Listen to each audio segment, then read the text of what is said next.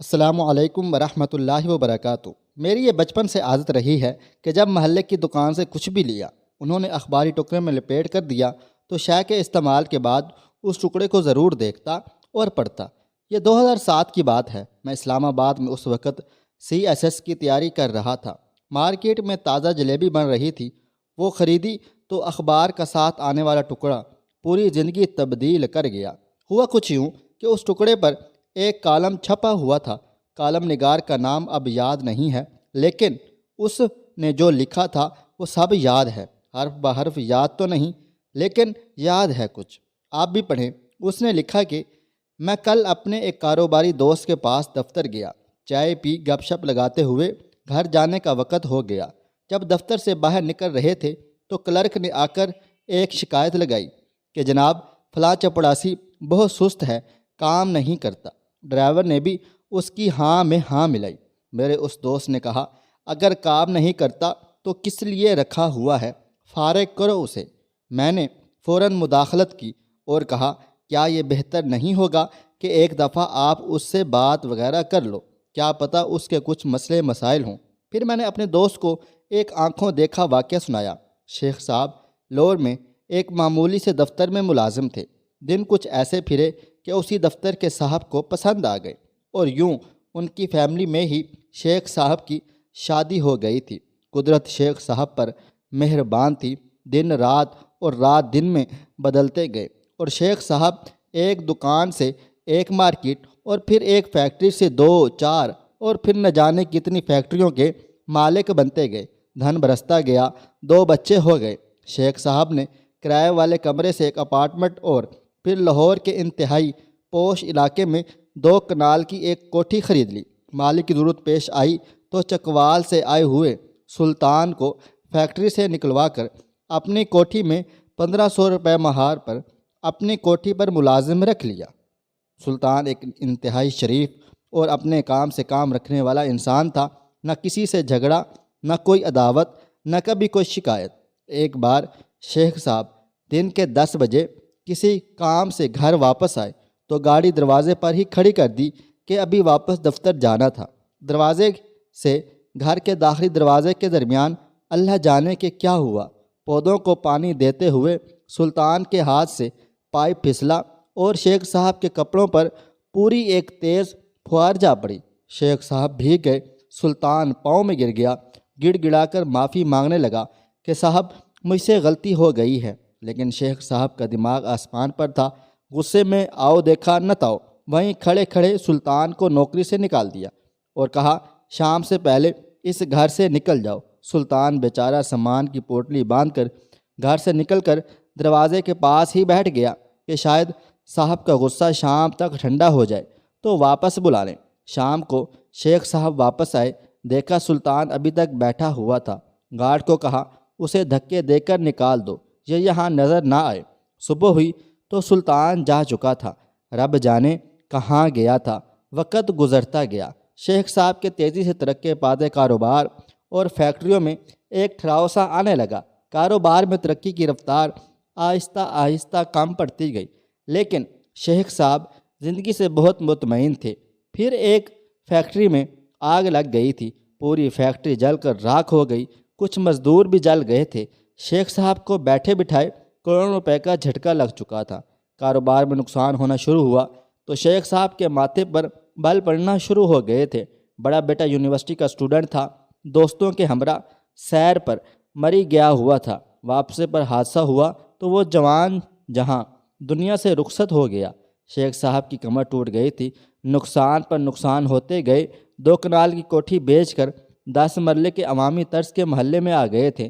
جب عقل سے کچھ پلے نہ پڑا تو پیروں فقیروں کی ہاں چلے گئے تھے کہ شاید کوئی دعا ہاتھ لگ جائے اور بگڑی ہوئی زندگی پھر سے سنور جائے۔ باقی ماندہ کاروبار بیچ کر اور کچھ دیگر پراپرٹی گو گروی رکھ کر بینک سے قرضہ لیا اور چھوٹے بیٹے کو ایک نیا کاروبار کر کے دیا۔ اس کے پارٹنر دوست نے دغد کیا اور اکثر پیسہ ڈوب گیا۔ شیخ صاحب 60 سال کی عمر میں چارپائی سے لگ گئے تھے۔ ایک دن ایک پرانا جاننے والا ملنے والا آیا، حالات دیکھے تو بہت زیادہ افسوس کیا۔ کہا شیخ صاحب انڈیا سے ایک بزرگ آئے ہوئے ہیں، بہت بڑے اللہ والے ہیں۔ دادا صاحب کے پاس ہی ایک مکان میں ان کا چند دن کا قیام ہے، اگر ان کے پاس سے دعا کروا لیں تو اللہ کرم کرے گا۔ شیخ صاحب فوراً تیار ہو گئے، اس مکان پر پہنچے، ملاقات کی، مسئلہ بیان کیا۔ انہوں نے آنکھیں بند کی، کچھ دیر مراقبے کی کیفیت میں رہے، پھر آنکھیں کھولی، شیخ کو دیکھا اور کہا، تم نے سلطان کو کیوں نکالا تھا؟ چیخ کے سر کے اوپر گویا ایک قیامت ٹوٹ گئی تھی۔ آنکھوں سے آنسوؤں کی ایک نہ تھمنے والی لڑی جاری ہو گئی۔ شیخ بزرگ کے پاؤں میں گر گیا، معافیاں مانگنے لگا۔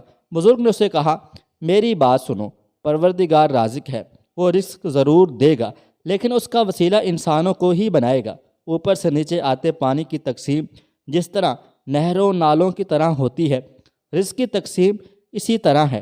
پروردگار کے نزدیک ہم میں سے ہر ایک شخص وسیلہ ہے کسی اور کے رزق کا۔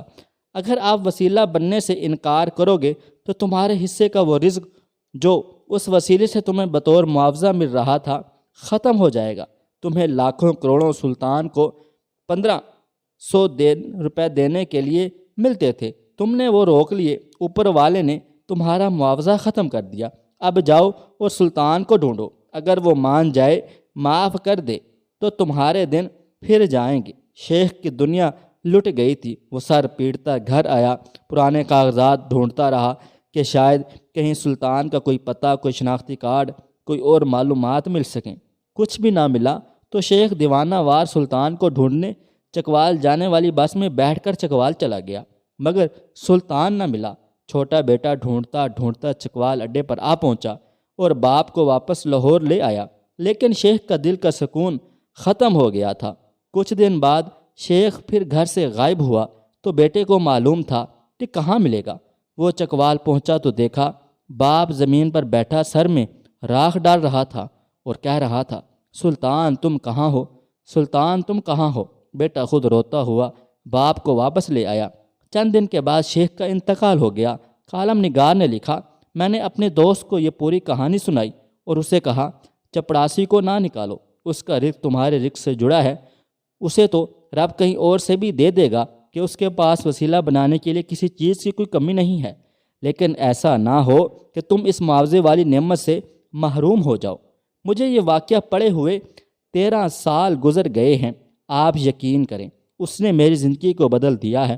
میں مالی معاملات میں بہت زیادہ محتاط ہو گیا ہوں، اگر کسی کے پاس کچھ پیسے رہ گئے ہوں تو نہیں مانگے کہ کہیں اوپر والے سے ملنے والا معاوضہ کم نہ ہو جائے۔ میں نے ڈھونڈ کر اور نیک نیتی سے وسیلہ بننے کی کوششیں بھی کی، میں جو بھی مستحق ہیں ان کا خیال رکھنے کی کوشش کی۔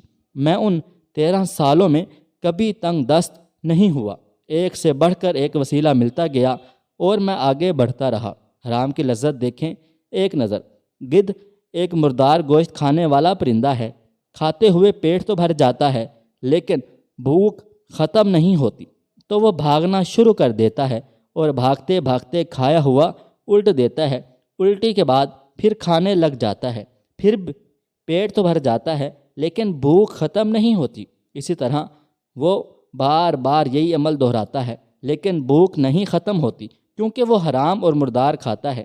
یہ قدرت کے وضع کردہ آفاقی اصول ہیں، تو جو حرام کھانے والوں کے لیے لمحہ فکریاں ہیں، وہ لوگ کچھ لوگوں کو اختیار دے کر بھرپور موقع دیتی ہے کہ جتنا کھا سکتے ہو کھا لو، مگر سیری کی لذت سے ہمیشہ محروم رہو گے۔ مال حرام کھانا تمہارے لیے ایک مشقت کے سوا کچھ بھی نہیں۔ حرام کھانے سے پیٹ تو بھر جائے گا لیکن تمہاری بھوک کبھی بھی ختم نہیں ہوگی۔ اللہ پاک ہم سب کو رزق حلال عطا فرمائے، آمین ثم آمین۔ خواہش صرف اتنی ہے کہ کچھ الفاظ لکھوں جس سے کوئی گمراہی کے راستے پہ جاتے جاتے رک جائے، اور نہ بھی رکے تو سوچ میں ضرور بڑھ جائے۔ دوستو، ویڈیو پسند آئی ہے، اس ویڈیو کو لائک کریں، شیئر کریں۔ اگر آپ نے ابھی تک میرا چینل سبسکرائب نہیں کیا ہوا تو ابھی سبسکرائب کر لیں، ساتھ میں بیل آئیکن کو بھی ضرور پریس کر لیجئے گا تاکہ نئی اپلوڈ ہونے والی ہماری ویڈیوز کا نوٹیفیکیشن آپ کو بر وقت ملتا رہے۔ اپنا ڈھیر سارا خیال رکھیے گا اور مجھے آپ اگلی ویڈیو تک اجازت دیں۔ اللہ حافظ۔